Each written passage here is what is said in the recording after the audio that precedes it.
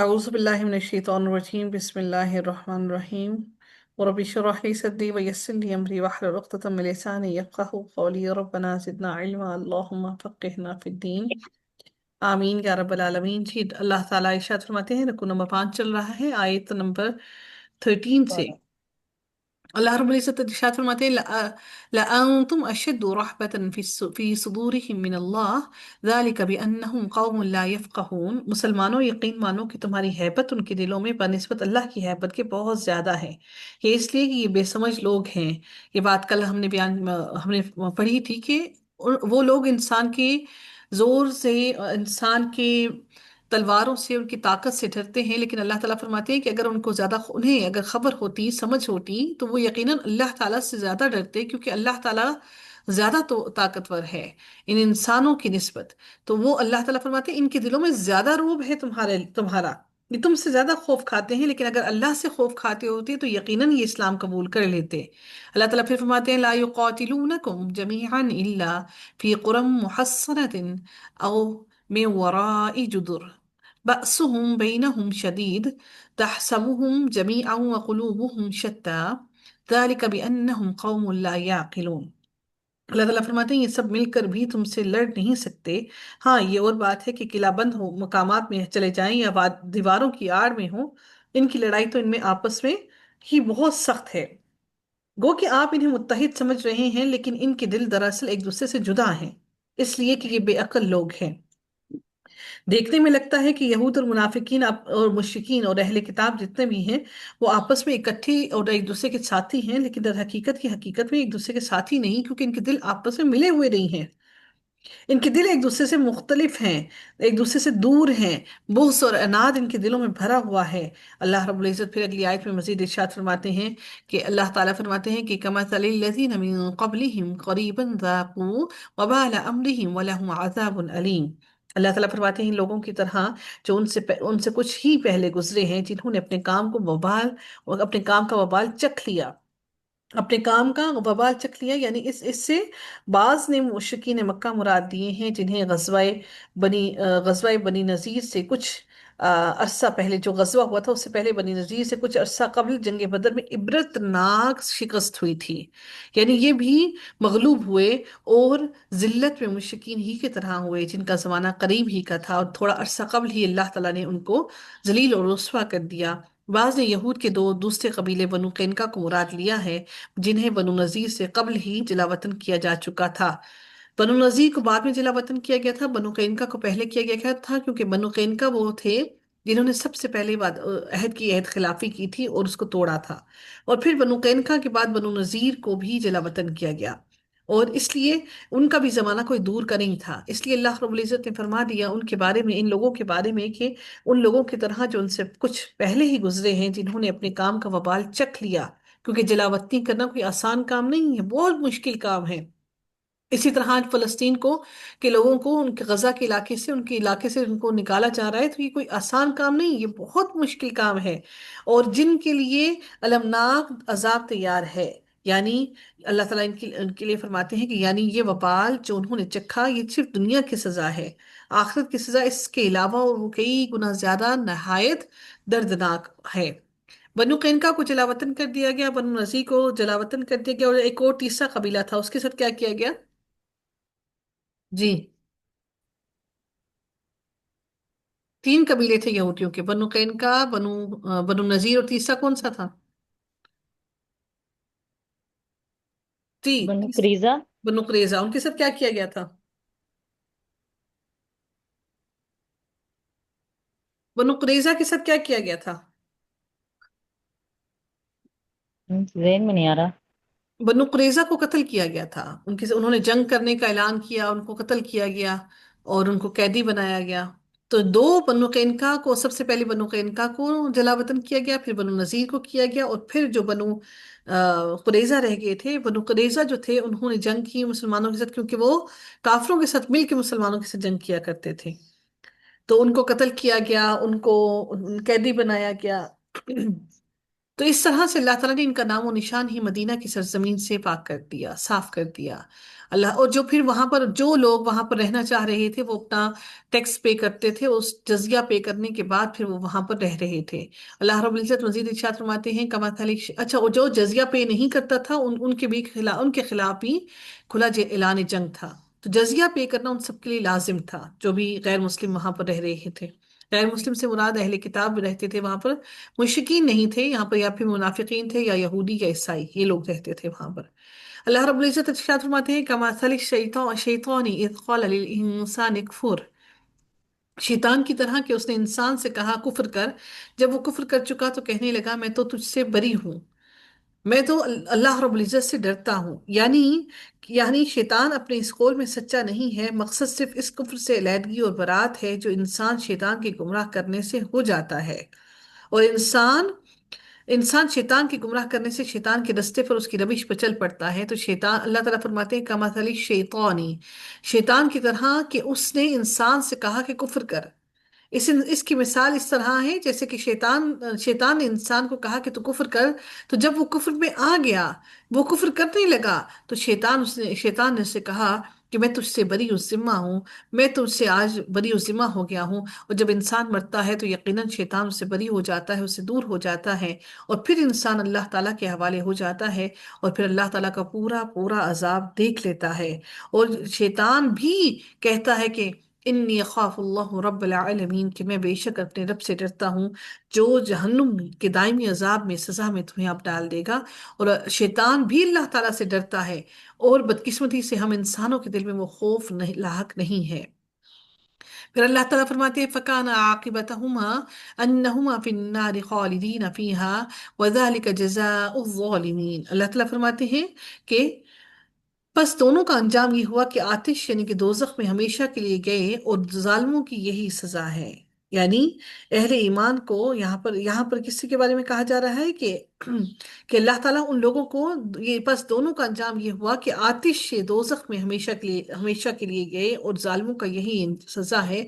یعنی اس کو بھٹکانے والا بھی دوزخی، اور وہ خود جو بھٹک گیا وہ بھی دوزخی، اور شیطان بھی جہنم کی آگ میں جائے گا۔ اب چاہے وہ جتنا بھی کہہ لے کہ وہ اللہ سے ڈرتا ہے، لیکن اس کا ڈر کسی کام نہیں آئے گا، کیونکہ اس نے آخرت تک کے روز تک کے لیے انکاری ہے، وہ اللہ تعالیٰ کی رحمت سے دھتکارا ہوا ہے۔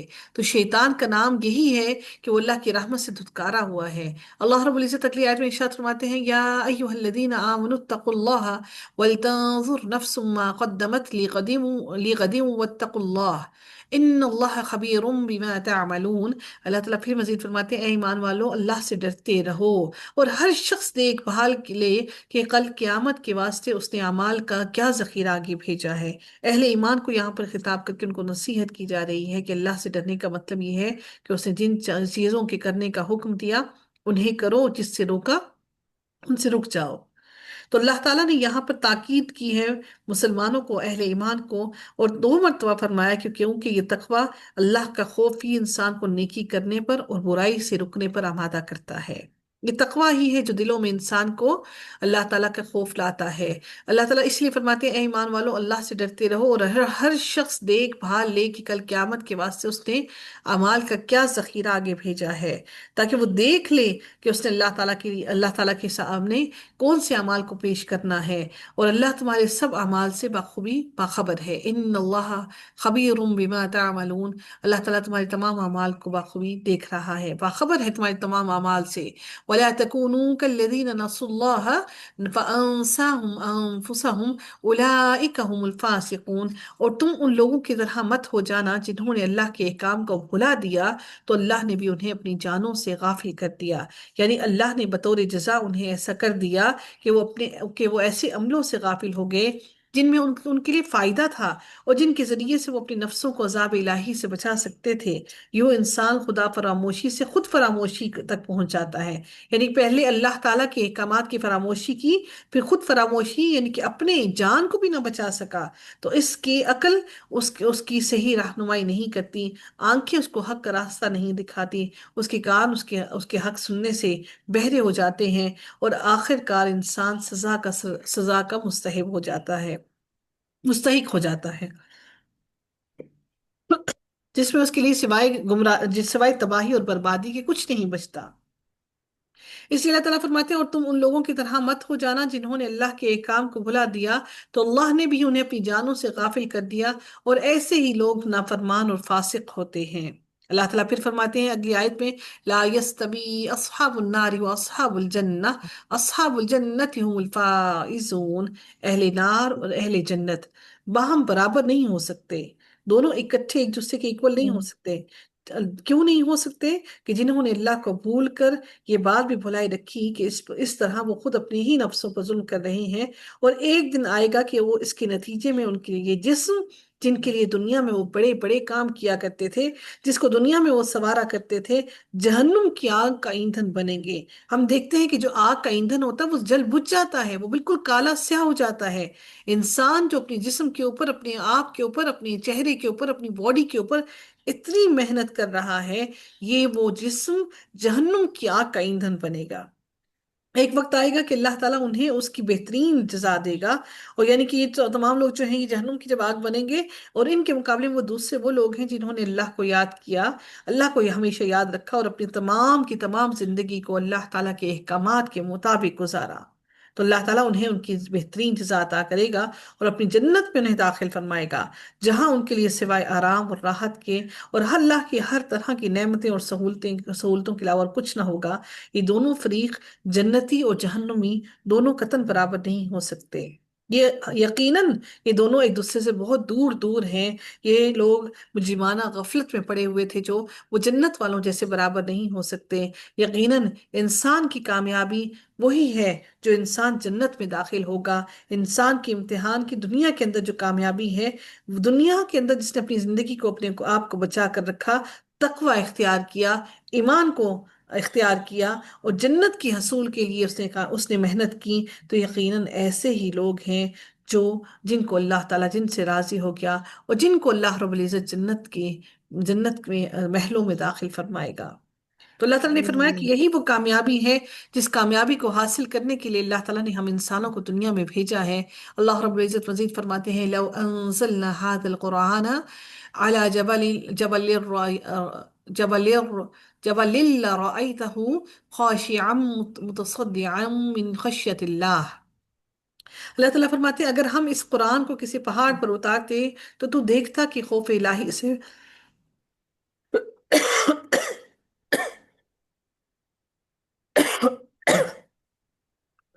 تو دیکھتا کہ وہ خوف الہی سے وہ پست ہو کر ٹکڑے ٹکڑے ہو جاتا، کہ پہاڑ میں فہم اور ادراک کی وہ صلاحیت پیدا کر دیتے جو انسان کے اندر اللہ تعالیٰ نے رکھی ہے۔ انسان کے اندر اللہ تعالیٰ نے سمجھ بوجھ کی صلاحیت رکھی ہے، جبکہ وہ پہاڑ میں نہیں ہے۔ تو اللہ تعالیٰ فرماتے ہیں کہ تم دیکھتے کہ پہاڑ بھی خوف الہی سے پست ہو کر ٹکڑے ٹکڑے ہو جاتا۔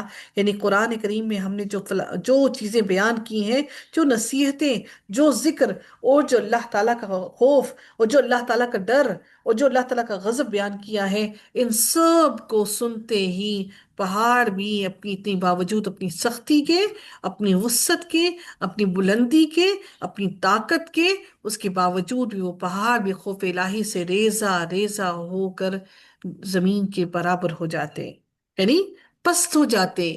اونچے کھڑے ہیں نا، وہ ریزہ ریزہ ہو کر زمین کے برابر ہو جاتے۔ یہ انسان کو سمجھایا اور ڈرایا جا رہا ہے کہ تجھے عقل اور فہم کی صلاحیتیں دی گئی ہیں، لیکن اگر قرآن سن کر تیرا دل کوئی اثر قبول نہیں کرتا تو تیرا انجام اچھا نہیں ہوگا۔ اس لیے اللہ رب العزت نے واضح طور پر بیان کر دیا ہم انسانوں کے لیے کہ قرآن کو اگر اللہ تعالیٰ فرماتے ہیں کہ اگر میں اس پہاڑ پر اتارتا تو یقیناً وہ بھی خوف الہی سے پست ہو کر ٹکڑے ٹکڑے ہو کر گر جاتا۔ لِلنَّاسِ لَعَلَّهُمْ يَتَفَكَّرُونَ وَتِلْكَ الْأَمْثَالُ نَضْرِبُهَا لِلنَّاسِ لَعَلَّهُمْ يَتَفَكَّرُونَ، ہم ان مثالوں کو لوگوں کے سامنے بیان کرتے ہیں تاکہ وہ غور و فکر کریں، تاکہ ان مثالوں سے انسان नाफरमानियों से बच जाए और नाफरमानियों से बचकर अल्लाह ताला की रजा की काम कर ले। बाज कहती हैं कि इस आयत में नबी करीम सल्लल्लाहु अलैहि वसल्लम से खिताब किया गया है कि हमने आप सल्लल्लाहु अलैहि वसल्लम पर ये कुरान मजीद नाजिल किया जो ऐसी अजमत और शान वाला है कि अगर हम इसे किसी पहाड़ पर नाजिल करते तो वो रेजा रेजा हो जाता। लेकिन ये आप पर हमारा एहसान है कि हमने आपको इतना कवी और मजबूत कर दिया कि आपने इस चीज को बर्दाश्त कर लिया जिसको बर्दाश्त करने की ताकत पहाड़ों में भी नहीं है। इसके बाद अल्लाह ताला अपनी सिफात बयान फरमा रहे हैं कि जिससे मकसूद ये है कि तौहीद को मानना और शिर्क की तरदीद करना हम इंसानों के लिए लाजिम है। अल्लाह ताला ने इसीलिए फरमाया अगली आयत में, वल्लाहुल्लज़ी ला इलाहा इल्ला हु। अल्लाह ताला ने वो कुरान की अहमियत बयान करने के बाद अपनी तौहीद की तरफ बुलाया कि अब तुम वही हो, तुम्हें चाहिए कि अल्लाह ताला को वाहिद जानो और उस अल्लाह को माबूद जानो और उसके सिवा किसी को अपना अपना अल्लाह के साथ किसी को शरीक न ठहराओ और उसके सिवा किसी को अपना माबूद न जानो। इसलिए रब्बुल इज्जत ने फरमाया कि हुवल्लाहुल्लज़ी ला इलाहा इल्ला हु। अल्लाह वही है जिसके सिवा कोई माबूद नहीं, छुपे खुले का जानने वाला, मेहरबान और रहम करने वाला वही रब है। यानी गैब मखलूकात के एतबार से है, वरना अल्लाह के लिए कोई भी चीज गैब नहीं है। हम इंसानों के लिए गैब है। अल्लाह के सामने हर चीज हाजिर है। वो कायनात की हर चीज को जानता है, चाहे वो हमारे सामने हो या हमसे गायब हो। हत्ता कि वो तारीकियों में चलने वाली चूंटी को भी जानता है। तो ये जो आलिमुल गैब है ये हम इंसानों के लिए गैब है। यानी हम इंसानों की आंखों से जो चीज ओझल है उसको भी मेरा रब जानता है। अल्लाह रब्बुल इज्जत फरमाते हैं, हुवल्लाहुल्लज़ी ला इलाहा इल्ला हुवा हु अल मालिकुल कुद्दूसुस सलामुल मुमिनुल मुहैमिनुल अजीजुल जब्बारुल मुतकब्बिर सुब्हानल्लाहि अम्मा युश्रिकून। अल्लाह ताला ने अपनी ताकत को बयान करने के बाद, अपने कलाम को बयान करने के बाद, अपनी वहदानियत को बयान करने के बाद अब अल्लाह ताला अपनी सिफात को बयान कर रही हैं कि वही अल्लाह है जिसके सिवा कोई माबूद नहीं। वो बादशाह है, निहायत पाक है, सब ऐबों से पाक है, अमन देने वाला है। अल मालिकू बादशाह है, अल कुद्दूसु निहायत पाक है, अस्सलामु सब के सब ऐबों से साफ है, अल मुमिनु अमन देने वाला है, अल मुहैमिनु निगहबान है, अल अजीजु गालिब जोरावर है, अल जब्बारु और वो बड़ाई वाला है, अल मुतकब्बिरु पाक है और वो अल जब्बारु अल मुतकब्बिरु वो बड़ाई वाला है, गालिब है, जोर आवर है।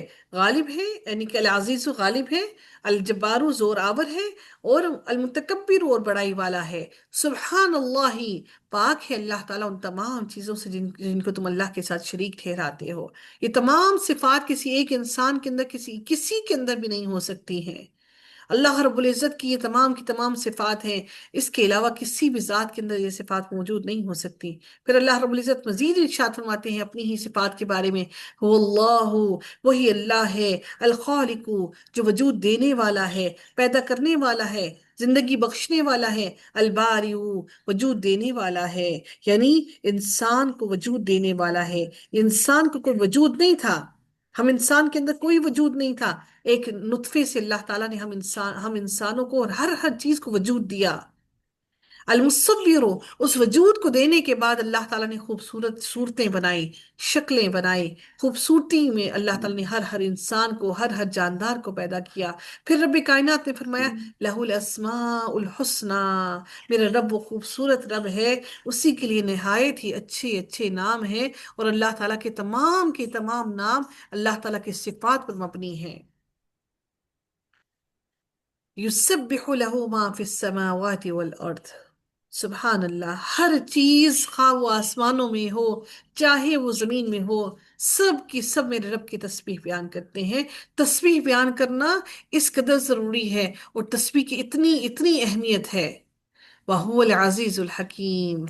अल्लाह रब्बुल इज्जत फिर मजीद फरमाते हैं कि और वही गालिब और खूब हिकमत वाला है, जिसकी चीज का जिसका हर फैसला हिकमत पर मबनी है। हिकमत से खाली मेरे रब का कोई फैसला नहीं।